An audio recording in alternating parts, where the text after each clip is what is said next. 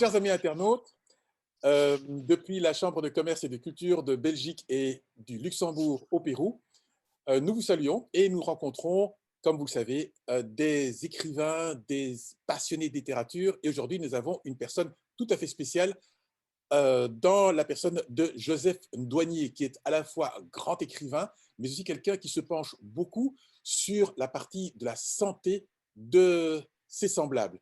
J'ai cité Joseph Ndouagnier.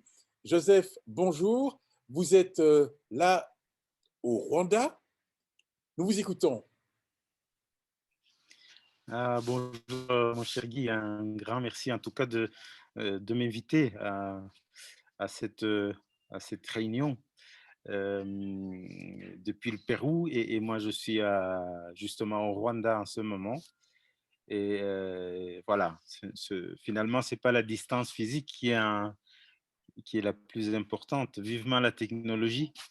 C'est vrai, c'est vrai. Et Et puis, il y a voilà. ceux qui sont proches par le cœur et par l'esprit. Je crois que là aussi, on peut aller parfois même au-delà de la technologie. Ah oui, oui, bien sûr, parce que on se rend compte parfois que les gens qui ne sont plus très éloignés sont les plus proches dans la façon, en tout cas, de regarder le monde, d'appréhender le monde que nos propres voisins de palier. C'est vrai, c'est vrai. Alors, pour vous situer un petit peu, pour ceux qui ne vous connaissent pas encore, ceux qui ne vous connaîtraient pas encore, euh, où êtes-vous né? Quelle est votre nationalité? Quelle est votre profession ou quels sont vos points d'intérêt de façon étendue? Alors, je suis né au Rwanda, au pays des mille collines, Magnifique, non? et un pays que j'ai quitté il y a longtemps, il y a 35 ans, pour aller faire des études en Belgique. Donc, je travaille dans le domaine de la santé, euh, d'abord en tant que laborantin, puis en tant qu'infirmier. Et, euh, et en même temps, je suis devenu plus tard écrivain. Voilà. Et la Voilà, raison pour laquelle je suis là aujourd'hui.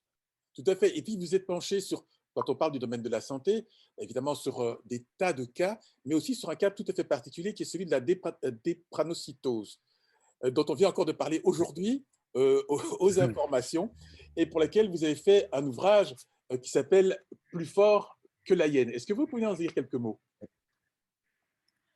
Oui, c'est une maladie qui se transmet par les parents et qui touche les globules rouges, qui en général une forme ovale et qui savent se faufiler dans les vaisseaux sanguins pour apporter l'hémoglobine, c'est-à-dire apporter l'oxygène dans les tissus et dans les organes. Et en cas de drépanocytose, euh, les globules rouges quittent leur forme ovale et se transforment en faucilles, ce qui complique leur passage dans les vaisseaux et évidemment, ça entraîne un manque d'oxygène suffisant dans les organes, notamment les organes qui nous protègent, comme la rate, etc.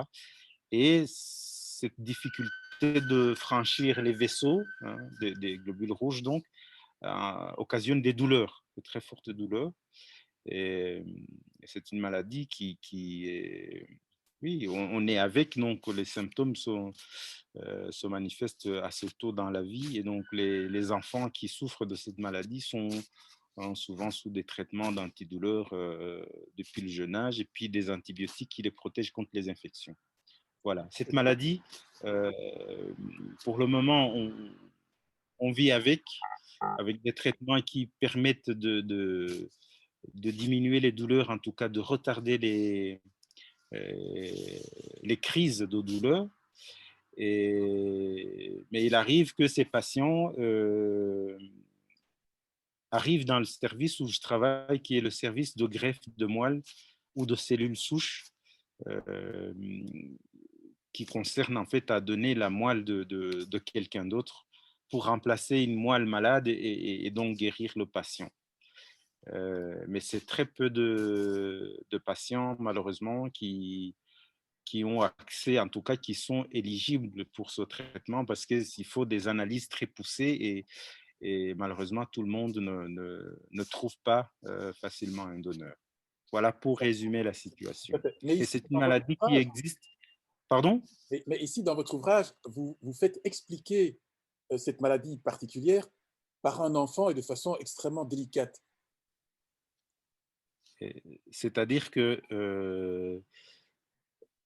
le métier que je fais, en tout cas le métier de soignant, c'est un métier qui côtoie la douleur euh,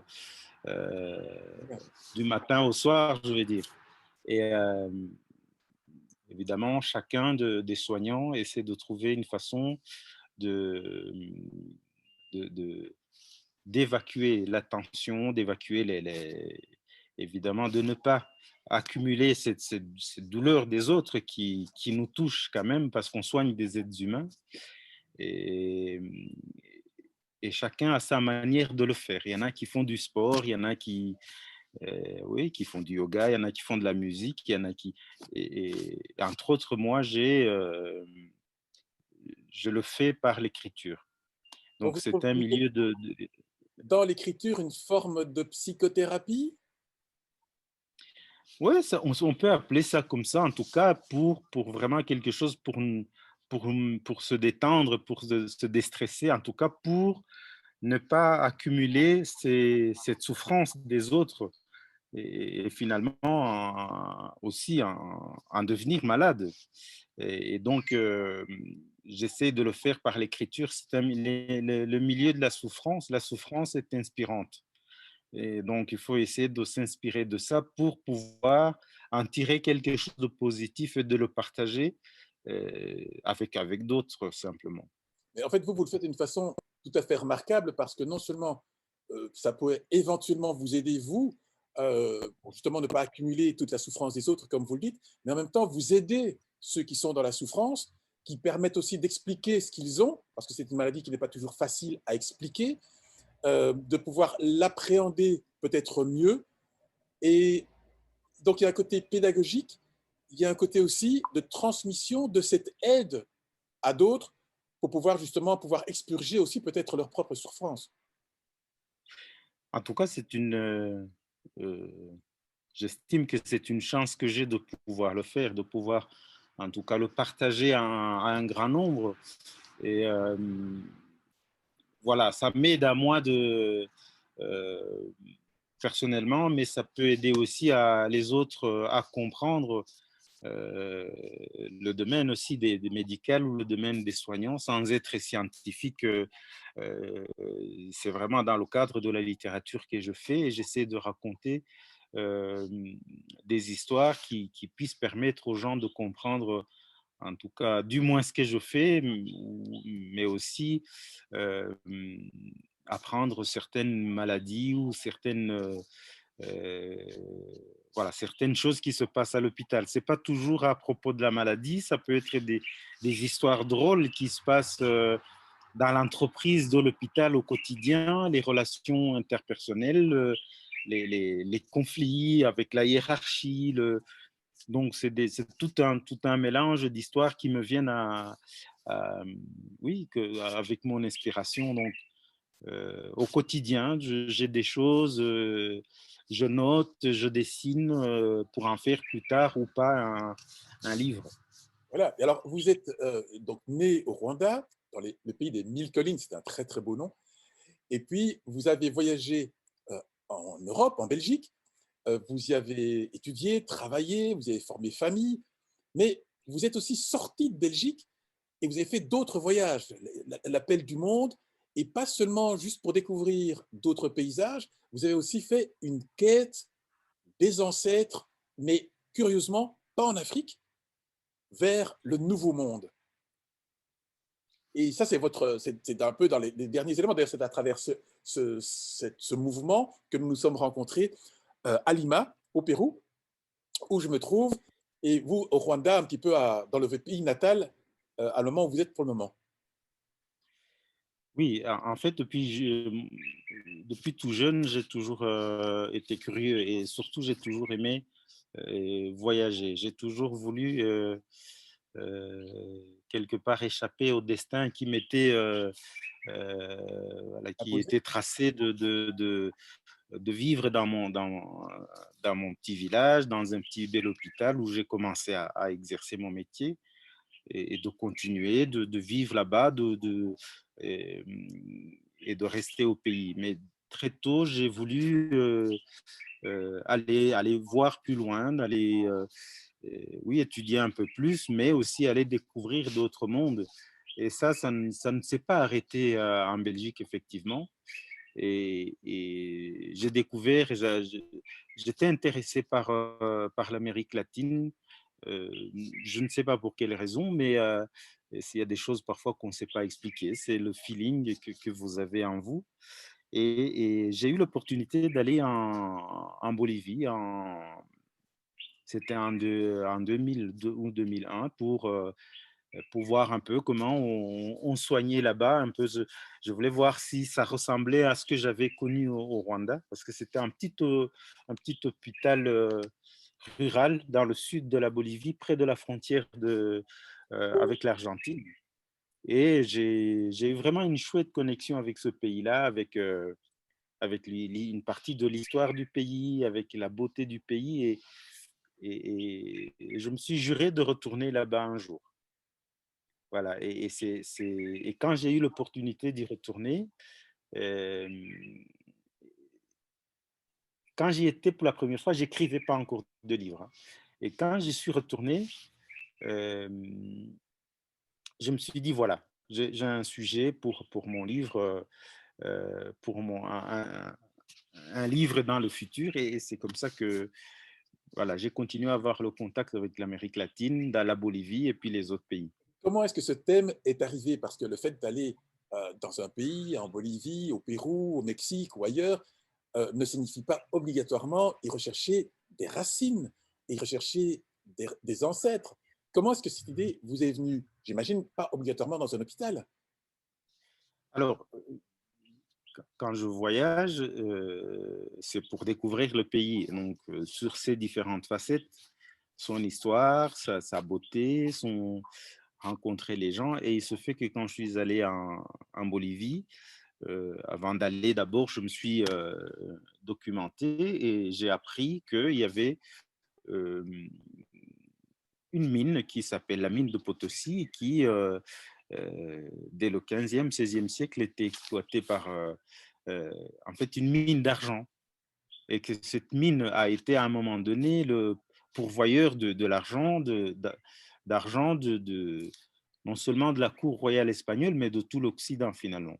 Il y avait tellement d'argent que on a creusé, et que à un moment donné, la main-d'œuvre indigène n'était plus assez suffisante et que le colon espagnol est allé chercher des esclaves en Afrique. Et donc, quand j'ai appris cette histoire, j'ai eu la curiosité d'aller découvrir cette mine-là. Et j'ai été là-bas, j'ai été dans la mine. C'est impressionnant comme endroit. Mais en dehors de l'aspect claustrophobe et de l'histoire, parce qu'il y a un musée aussi d'argent là-bas que j'ai visité. Et il y a quelque chose qui a attiré mon attention, c'est le fait de ne croiser aucun noir dans cette ville. Alors que j'avais lu que quand même il y avait eu des milliers de noirs qui étaient arrivés pour travailler dans cette mine-là.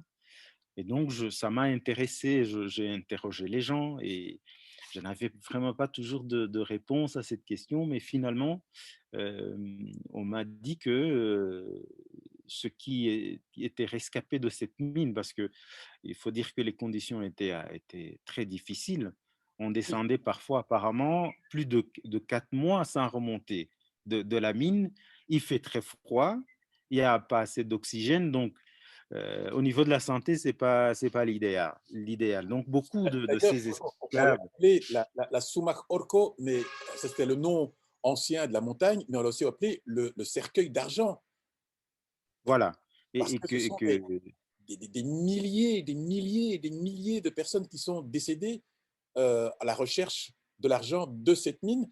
Et j'imagine que dans les personnes qui ont été chassées, attrapées, emmenées de force, déracinées pour aller travailler très loin de chez elles et mourir pour fournir un élément financier, économique et autres pour enrichir d'autres, c'est quand même quelque chose d'extrêmement fort, de puissant et Oui, de dramatique.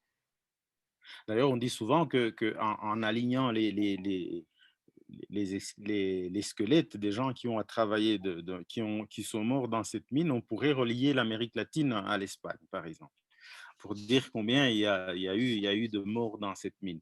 Et donc, je voulais aller sur la trace vraiment des descendants de ces esclaves, donc aller à la rencontre des Afro-Boliviens, et parce qu'on m'avait renseigné les endroits où ils se trouvaient, notamment euh, au-dessus de La Paz, à Coroico, la région, dans les Yungas. Et, et, euh, et donc, j'ai été jusqu'à euh, à la rencontre de ces gens, mais je ne l'ai pas fait à la première visite parce que je n'avais pas le temps. Mais justement, je suis retourné pour cette raison-là, et ils m'ont gentiment accueilli, et ils m'ont expliqué leur parcours, ils m'ont expliqué leur façon de vivre. Et voilà. Et donc, je me suis dit, voilà, j'ai un sujet de livre, et ils ont accepté que je puisse construire une histoire à partir de la leur, et expliquer un tout petit peu, je vais dire, c'est un roman, mais qui raconte quand même un tout petit peu le parcours de ces descendants d'esclaves depuis leurs ancêtres transportés en Bolivie et jusqu'aujourd'hui, et ce qu'ils pouvaient vivre comme difficulté dans la société globale de la Bolivie. J'imagine que ça doit être très riche en émotions, ces rencontres. Ces personnes pour lesquelles peut-être très peu de personnes se sont penchées sur leur vie, sur leur passé, ça a dû aussi réveiller en eux énormément d'émotions, énormément d'éléments qui étaient à la fois de beauté, mais de souffrance, de larmes et de moments intenses. En tout cas, ceux qui m'ont accueilli chez eux dans leur communauté, une petite communauté qui s'appelle Arapata, à Dorado Chico précisément, pas loin de Coroico. On a passé tellement de bons moments, et ils sont très intéressés de savoir comment est l'Afrique d'aujourd'hui. Parce que c'est des gens qui tiennent à leur culture, à la culture de leurs ancêtres. Et c'est parfois des cultures mélangées parce que c'était des ancêtres qui venaient de plusieurs pays. Mais ils tiennent à cette culture africaine, ils ont encore des traditions africaines. Ils étaient vraiment curieux de savoir comment nous on vivait, comment on célébrait les mariages, on, on enterrait nos morts, Et est-ce que vous, oui, à l'inverse, tous les. est-ce que vous avez découvert des pratiques qui vous rappelaient des éléments culturels d'Afrique, du Rwanda, de ce que vous connaissiez déjà ou pas? C'est plus au niveau euh, euh, parce qu'il faut dire que là, je vais retourner très bientôt d'ailleurs. Euh, j'ai découvert un tout petit peu leur vie, mais pas tellement, mais c'est quelque chose qui doit prendre beaucoup de temps, entrer vraiment dans la vie des gens. Mais par exemple, rien au niveau des paysages, au niveau du climat, il m'est arrivé de me retrouver dans un champ de quelqu'un, et me croire, par exemple, chez ma grand-mère. Parce qu'il y avait le maïs, il y avait le manioc, il y avait les pommes de terre, il y avait les patates douces, il y avait les mangues, il y avait les mêmes fruits. Et qu'à un moment donné, je me suis dit, tiens, je suis où là? Donc, rien que ça. Et puis, au niveau de la musique, au niveau des tambours, au niveau des rythmes, au niveau de pas mal de choses, au niveau des processions. Et euh, dans ce petit village, par exemple, cette communauté euh, de Rado Chico que j'ai découvert, un sein noir, par exemple. ils vénèrent un saint noir. J'avais jamais vu un saint représenté en noir. Et donc, c'était quand même voilà, quelque chose aussi que je découvrais. Et, mais vraiment, cette idée de la soif de connaître l'Afrique, un continent qu'ils connaissent, mais finalement par des livres ou autre chose, mais sans y avoir nécessairement accès. Et que beaucoup souhaiteraient, rêvent de visiter l'Afrique. Et ils étaient souvent étonnés que je fasse cette démarche-là, alors que c'est l'inverse. Ce qui se fait généralement, c'est les descendants des esclaves, ou en tout cas des descendants d'immigrés, qui veulent retourner découvrir d'où ils viennent. Et que moi, ça m'intéresse plutôt d'aller les rencontrer pour connaître leur parcours, et ça, ça les intéressait. Et puis, vous avez Voilà. débordé de Bolivie, puisqu'en définitive, votre encrier, votre mal-être, votre clavier vous a emmené aussi sur d'autres pays d'Amérique latine. Nous nous sommes retrouvés au Pérou d'ailleurs, dont le premier saint dans la ville de Lima, son premier saint homme est noir. C'est San Martín C'est de vrai. Porres. C'est le Ah premier ouais. saint, c'est un saint dominicain qui est noir ou métis en tous les cas, mais en tout cas la partie noire apparaît au premier plan. Sa collègue femme était, elle, au contraire, blanche. C'est un petit peu le contraste qu'il y a. Et on la reconnaît très bien au Pérou et même ailleurs parce que c'est une des rares saintes que l'on voit couronnée d'une couronne de roses. On l'appelle Santa Rosa de Lima, Sainte Rose de Lima. Ah oui, oui, oui, Avec la oui. particularité, si on parle de la Belgique et de Bruxelles, c'est que si on rentre dans la cathédrale de Bruxelles, le premier vitrail à main droite représente une série de personnages, dont Sainte-Rose de Lima. Mais son Ah, homologue masculin, et ce qui est intéressant, c'est qu'il était, bon, il a eu plusieurs offices, il a travaillé comme portier, il a balayé, il était balayeur un petit peu aussi dans le couvent, mais il est devenu infirmier et c'est infirmier vrai. de grand renom.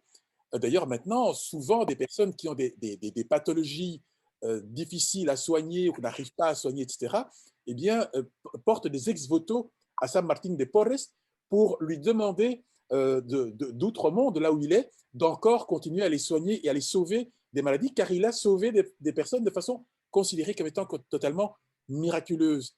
Et là, il y a une sorte de Ah, ben, symbiose qu'on voit apparaître entre vous et peut-être le saint de Lima et du Pérou.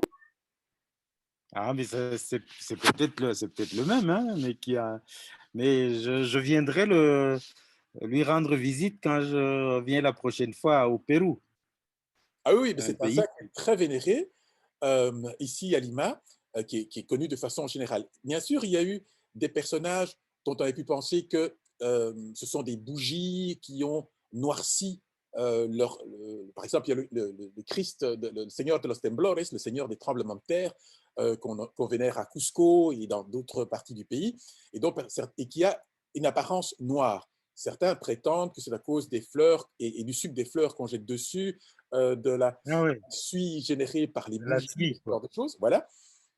Mais dans le cas du saint San Martín de Porres, là, il n'y a aucune ambiguïté possible. C'est véritablement un descendant Hein? afro-péruvien Ah oui. qui est sanctifié, qui a fait des miracles, puisqu'il faut au minimum 3 miracles pour pouvoir être considéré comme saint par l'Église, et qui a eu une renommée qui est extraordinaire et qui fait que chaque année encore, celle-ci, on fête la San Martín de Porres. Il y a d'ailleurs des jours fériés pour celle-là, et il y a des confraternités qui s'occupent de le vénérer. Son crâne a été reproduit en 3D dans le monastère et l'église de Santo Domingo, puisqu'il était dominicain, de même d'ailleurs Oui. que sa consoeur Santa Rosa de Lima. Il a sa maison musée à Lima, dans le centre de Lima, un peu comme sa consoeur aussi, Santa Rosa de Lima.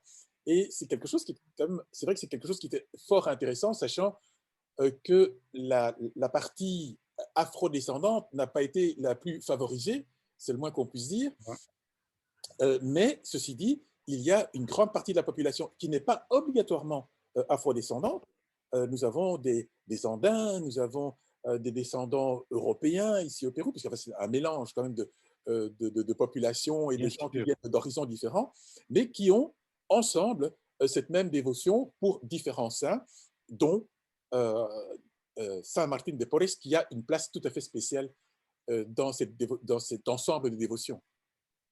Ah, intéressant. Eh ben, une étape de ma prochaine visite hein, chez vous à Lima. Ah ben, on sera de toute façon très heureux de vous recevoir et éventuellement de vous amener, de vous guider peut-être dans un autre de ces endroits. D'ailleurs, il y a des très très beaux endroits dans les églises et les monastères. Certains d'ailleurs sont très fermés. On ne devine pas ce qu'il peut y avoir au-delà des murs. Et parfois, c'est un véritable trésor qu'on va pouvoir y trouver. Mais dans les trésors, évidemment, ce sont les trésors de la littérature qu'on voit un peu avec vous. Il y a aussi le Muzungu, mangeur d'hommes. Qu'est-ce que vous pouvez nous dire Oui, de cet ouvrage un peu particulier? Parce que Mangeur d'hommes, c'est… le, alors pour le Muzungu majordome, le Muzungu c'est l'homme blanc. Le Muzungu majordome, ça part d'une anecdote qui n'en est pas une, en tout cas d'une rumeur qui disait euh, il y avait des blancs qui mangeaient les gens. Et c'est parfois en Europe aussi qu'on dit ça, que c'est les tout Noirs sont à fait, des cannibales. voilà, Voilà. cette Ça dépend même du côté où pensée du, inverse. du côté où on se trouve. Mais en tout cas, je sais que dans ma campagne, là loin, euh, on a connu des personnes, en tout cas un Européen avec une barbe jusqu'à la poitrine, mal coiffé, en salopette, avec des bottes, et qui roulait qui n'avait jamais sa voiture. Bref, quelqu'un pour qui dont les gens avaient peur, les gens pensaient vraiment que… Et ce gars-là, il partait le week-end, le vendredi soir, et il disparaissait, on ne savait pas où il allait, et on disait, mais ce type-là, il faut se méfier, il doit manger les gens. Alors que le gars allait voir sa copine à la capitale à la fin de la semaine. Voilà, donc le titre vient de là, mais l'histoire du livre, euh, en fait, c'est celle d'un couple de jeunes Hollandais qui viennent travailler au Rwanda.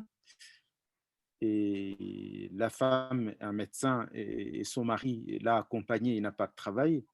J'ai fait un peu les choses à l'envers parce qu'en général, en tout cas dans les années, l'inverse. C'était plutôt l'homme qui avait le contrat et la femme Accompagné. qui l'accompagnait. Et alors, le livre, en fait, parle de la façon dont deux personnes, et en l'occurrence un couple, la façon dont chacun dans ce couple-là peut rencontrer la culture de l'autre, peut s'adapter à cette culture, et avec tout ce que ça peut comporter comme complexité, je veux dire, comme conséquence sur la vie du couple ou la vie professionnelle, ou changer ou modifier le regard de chacun différemment. Donc, ça raconte cette histoire à travers des expériences différentes auxquelles j'ai pu assister, et puis il y a aussi des choses que j'ai imaginées, mais en tout cas, ça reflète un peu des choses que j'ai observées, quoi. Parce que c'est vrai que dans cet ouvrage et dans la façon dont vous l'abordez, on devine en filigrane aussi le principe du métissage, les peurs que ça peut générer, les problèmes que ça peut générer, mais surtout aussi toutes les richesses ensuite que ça peut apporter et qui est en fait l'avenir du monde. Oui, c'est clair. Et ici aussi, je prends un peu un contre-pied de cette idée qui fait que lorsque un Européen, il suffit qu'il propose à un Africain de l'amener avec lui, en tout cas dans le cadre amoureux ou sentimental, que automatiquement l'Africain va le suivre ou la suivre.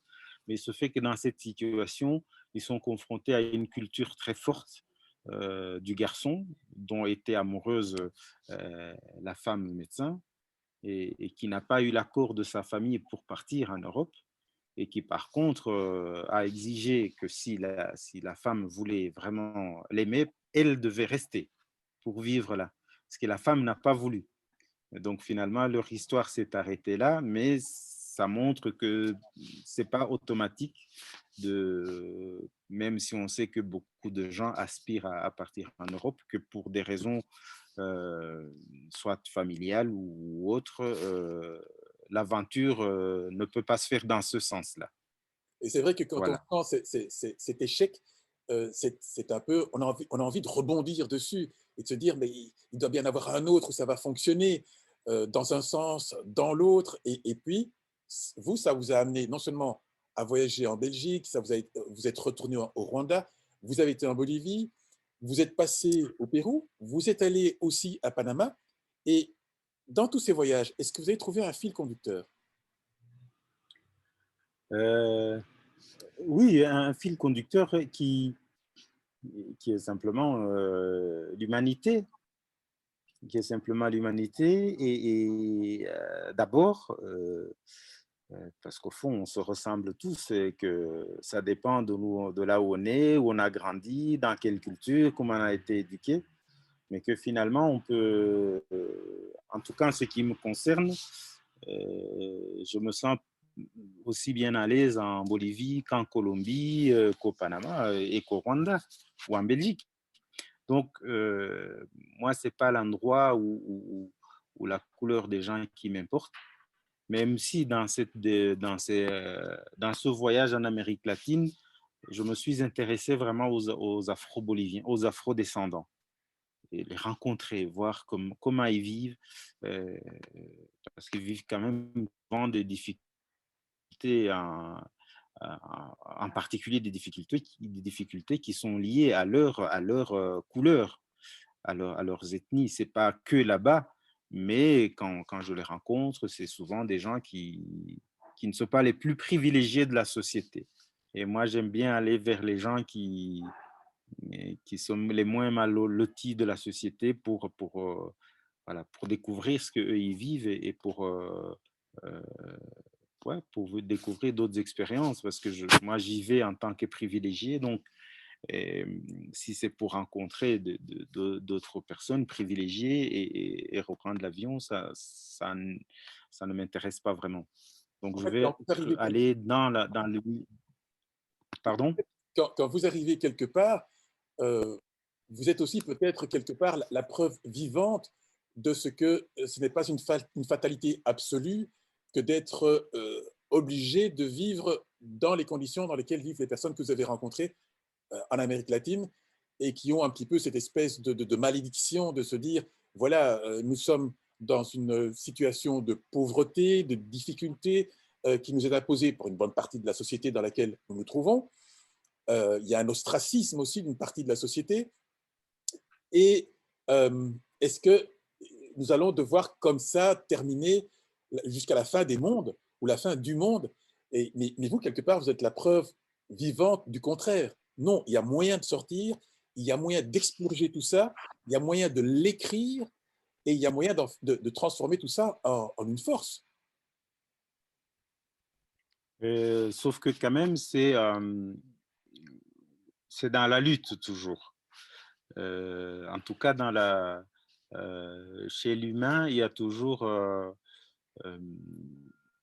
cette chose qui fait que cet individualisme qui fait que celui qui possède, celui qui a la chance euh, d'être plus haut, là au-dessus, euh, il est rare qu'il prenne l'initiative de lui-même, de se dire, tiens, j'ai beaucoup, j'ai trop, il faut que je dispatche. C'est souvent dans la lutte que les choses s'obtiennent. Et ce qui fait que ceux qui sont privilégiés, ceux qui sont riches, ceux qui possèdent, ils continuent à posséder. Et ce n'est pas un réflexe de vouloir toujours partager ou de penser à ceux qui sont plus bas. Et quand les forces sont tellement inégales, ça reste comme ça. Donc, il faut qu'à un moment aussi, ceux qui sont en bas s'élèvent de plus en plus haut et souvent, ils n'ont pas beaucoup de moyens de le faire. Donc, c'est dans la lutte et c'est pour ça que ça prend du temps. Euh, Parce que vous pouvez réclamer, mais si vous n'avez pas de force à mettre, à contrebalancer celui qui est en face de vous, donc vous n'obtenez pas généralement grand-chose. Donc, il faut que les gens se mettent ensemble, que les gens expriment leurs revendications, leurs souffrances, jusqu'à ce que l'autre l'entende. Et Est-ce que vous j'ai comprenez l'impression que c'est un peu et là, cette guerre, cette lutte qui continue, et c'est aussi en Afrique, tous les gens euh, qui continuent en courrière ont montré beaucoup de personnes qui ont péri dans la mer en voulant aller en Europe. Et quand on imagine que beaucoup de richesses dont jouit le monde viennent d'Afrique, et donc il faut essayer de lutter, mais de trouver quelque chose qui regroupe une unité qui fait qu'on puisse avoir une force à mettre en balance avec ceux qui sont en face de nous pour pouvoir exister. Sinon, les inégalités resteront. Donc, pour moi, c'est très compliqué et c'est pas que je suis blasé ou que je suis défaitiste, mais je sais que pour obtenir des choses, il faut parfois aller les chercher, lutter pour les avoir, et c'est ça aussi la liberté. Et quand on est petit et qu'on est une minorité, c'est encore plus difficile d'obtenir des choses. Et, et je pense par exemple aux Afro-Boliviens il y a une vingtaine d'années, même pas, n'étaient même pas recensés dans le pays, quoi. Et donc, au niveau identité culturelle, au niveau même recensement, il n'était pas connu. Donc, euh, donc on m'a expliqué ça pour les élections. Il fallait mettre ou indigène, ou blanc, ou métis, mais noir, il n'y avait pas, par et est-ce que exemple. votre livre pourrait, enfin vos livres, votre écritoire, votre plume pourrait être considérée comme une sorte de petit élévateur, d'ascenseur pour essayer de tirer vers le haut, voire, pourquoi pas, d'armes pour essayer de pourfendre les inégalités en les montrant avec beaucoup de délicatesse, parce qu'en définitive, dans ce qu'on retrouve dans vos livres, on retrouve beaucoup moins de, de mise en conflit des personnes plutôt que des situations. On trouve beaucoup plus de douceur, de sensibilité et de façon d'amener les choses en douceur. Un petit peu comme quand vous parlez avec, vous faites parler les enfants, vous faites parler la maladie, tout ça a l'air de se faire avec beaucoup de sensibilité, beaucoup de douceur, pas vraiment de conflit, de bataille, de rage. Tout ça se fait avec énormément de douceur. Alors, il y a un paradigme là qui est tout à fait intéressant en se posant la question, vous vous sentez comment dans ce cadre-là? Vous dites qu'il faut la lutte, mais en même temps, vous êtes surtout quelqu'un qui soigne.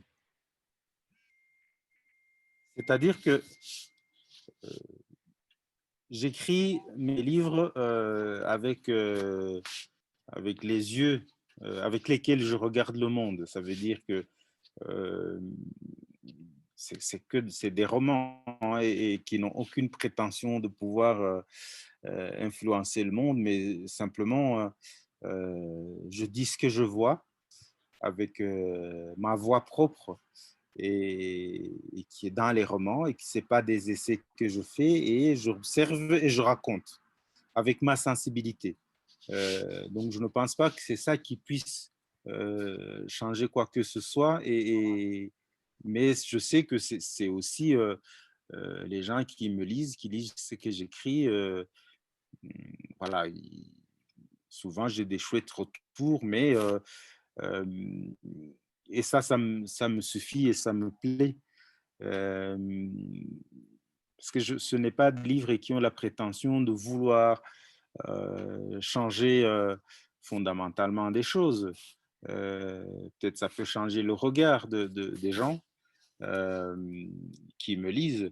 Euh, mais voilà. Donc, c'est vraiment, je suis et j'écris qui je suis. J'écris à partir euh, de mon expérience en tant qu'être humain, avec mon regard à moi. Et, mais je constate des choses et je les dis à ma manière, comme je suis en train de le dire maintenant, et en me disant que l'humain, quand même, euh, j'ai souvent l'impression que c'est son côté un peu euh, euh, ténébreux qui parfois peut prendre le dessus sur l'humanité. Donc, et que mon idée aussi, c'est de pouvoir apporter ce regard humain qui en m'adressant à ces personnes-là euh, qui oppriment les autres, mais à ma manière. Et voilà, c'est ma façon à moi de lutter en racontant des choses dans mes romans, essentiellement. Mais je crois qu'effectivement, il y a une sorte d'ostracisme qui fait qu'on ne veut pas voir les gens. Vous voulez les faites voir, vous leur apportez de la visibilité. D'ailleurs, de façon générale, quand on voit les groupes de personnes qui ont été ostracisées, que l'on parle des LGBTQI, etc., la partie homosexuelle, lesbienne, etc., quand on parle euh, aussi d'autres personnes qui ont été victimes, quand on parle des femmes, parfois de façon générale, qui ont été, elles, méprisées, pas valorisées assez, ce genre de choses. Le fait que maintenant, elles commencent à entrer dans la littérature, elles entrent dans le cinéma, elles entrent dans les feuilletons, on commence à leur donner beaucoup plus de visibilité, mais aussi la visibilité de leur capacité de faire voir ce qui aurait dû être évident pour tout le monde. Il n'y a pas d'inégalité de façon générale qui est liée à des gènes, qui est liée à une fatalité ou qui est liée à une physionomie, mais bel et bien, c'est simplement quelque chose qui a été imposé par d'autres. Mais si on va plonger pour les voir, si on leur donne de la visibilité, tant par celui qui crée, dans ce cas-ci l'écrivain, que par les sujets qu'il va développer et qu'il met en rapport avec d'autres, je crois que petit à petit, il y a ce phénomène de visibilité, de compréhension, voire d'amour, et on parlait de mixité et de métissage, qui peut naître et qui reprend sa place, la place qu'il n'aurait jamais dû quitter. C'est clair que euh, la, la, encore une fois, ça, moi, ce que je raconte, c'est ce que je pratique aussi. Donc, ça me ressemble, je ne me travestis pas. Euh, moi, je parle de cette fraternité humaine qui dépasse les frontières, qui dépasse les couleurs, qui dépasse, euh, oui, toutes sortes euh, de frontières qui peut exister entre les gens, entre les communautés, euh, euh, entre les pays, et, tout en sachant que c'est ma façon à moi de le voir, je le partage avec d'autres, mais que d'autres ont d'autres armes pour pouvoir le faire et que malheureusement, souvent, les forces sont inégales. Voilà. Et En que, tous les cas, mais le fait d'en parler, justement, tu le disais tout à l'heure, va faire que les problèmes qui étaient tus, hein, dont on ne parlait pas, sont mis voilà, on en parle, que les gens prennent connaissance, que les mentalités évoluent, et c'est quelque chose qui est très lent et euh, qui prendra sans doute de temps, beaucoup de temps pour que les choses changent, mais c'est par petites étapes que les choses bougent. Et ça, j'en suis pas mécontent finalement parce que je suis conscient que Il n'y a pas de petite baguette magique pour faire basculer les choses. Il faut rester un peu réaliste. C'est vrai. Mais c'est à partir de là peut-être que des solutions pourront petit à petit se dessiner. Et en tous Ça, les c'est cas, clair. c'est ce qu'on espère. Nous arrivons au terme du temps qui nous est imparti. Je crois que c'est, en tous les cas, on vous remercie beaucoup de votre disponibilité et de la possibilité que vous nous avez donnée de ce contact entre Pérou, Rwanda et quelque part une triangulation avec la Belgique, puisque vos ouvrages sont publiés en Belgique. Vous êtes belge aussi, non seulement rwandais, mais également belge. En tous les cas, mille merci. Je vous embrasse depuis le Pérou Alors, avec euh, beaucoup d'émotion parce que vous êtes quelqu'un d'extraordinaire. Je crois que vous avez encore quelque chose que vous vouliez ajouter.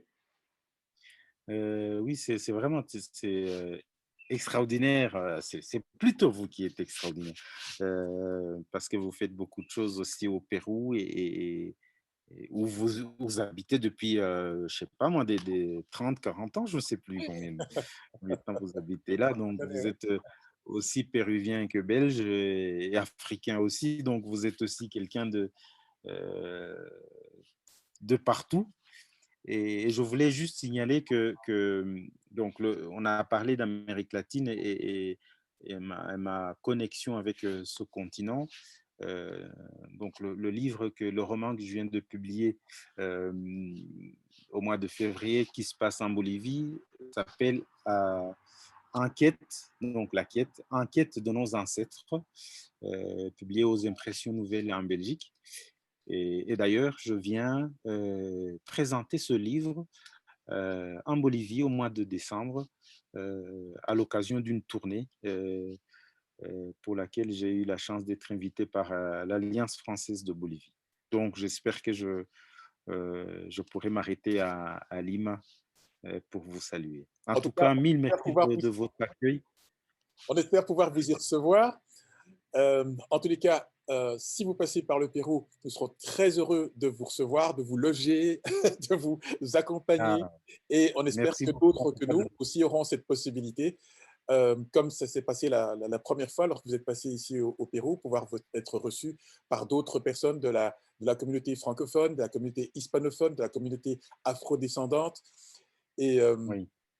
en tous les cas, grand merci encore de votre disponibilité. À très, très vite. Un tout grand merci en tout cas. Et j'ai été ravi. Et je vous envoie, j'allais dire, je vous envoie le soleil de Kigali, mais vous en avez aussi à Lima, donc ça va. Même si nous sommes dans la période d'hiver, là, mais c'est vrai que tout ça, ça fera toujours un peu de bien d'avoir un peu de votre soleil. Grand merci, Ok. Monsieur Joseph. Allez, bonjour aux Péruviens et à très, très bientôt. Merci.